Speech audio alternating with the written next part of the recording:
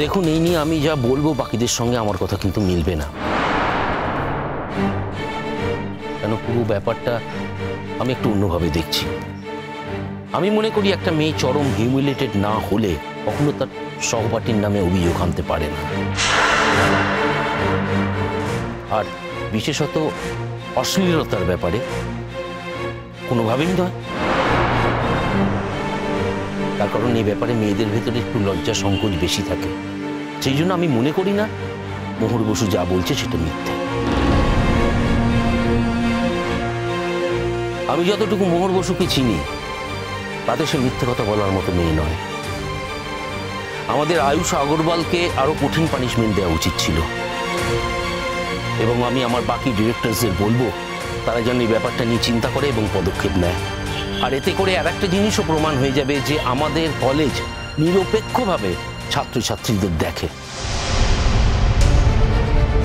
একথা সত্যি যে মাঝরাত অবধি মোহর বসুকে কলেজের ঘরে আটকে রাখা হয়েছিল। আমি তার সাক্ষী, আমি নিজে এসেছিলাম এবং দেখেছিলাম যে মোহরকে ঘরে আটকে রাখা হয়েছে। আর একথাও সত্যি যে সেদিন কোনো দারোয়ান কিন্তু ঘরের তালা চাবি মারেনি, মেরেছিল এই ছেলে মেয়েরা।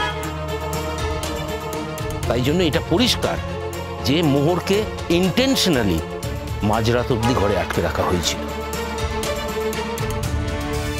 এ ব্যাপারে আপনারা ছেলে মেয়েদের কি পানিশমেন্টের ব্যবস্থা করেছেন? আমরা তো তাদের নিয়ে ইমার্জেন্সি মিটিং করেছি, তাদের শাসন করেছি। Ask them. কিন্তু মোহর বসু বলছেন যে ভবিষ্যতে এরকম যেন না হয় এটা বলে আপনারা ছেড়ে দিয়েছেন, কেউ সরি পর্যন্ত বলেননি। এটা কি ঠিক স্যার? দেখুন, আমরা আমাদের কাজ করেছি, আমাদের যাদের মনে হয়েছে তাদেরকে শাসন করেছি। অ্যাকচুয়ালি যেটা সঠিক মনে হয়েছে সেটাই আমরা করেছি এবং আমার মনে হয় এটাই যথেষ্ট। তাহলে আপনারা বলছেন আপনারা যা করেছেন সেটাই যথেষ্ট, তাই তো?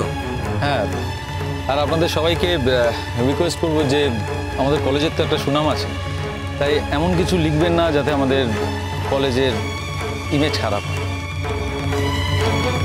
আমাদের আর কিছু বলার নেই, এবার আপনারা আসতে পারেন। Thank you very much. Thank you.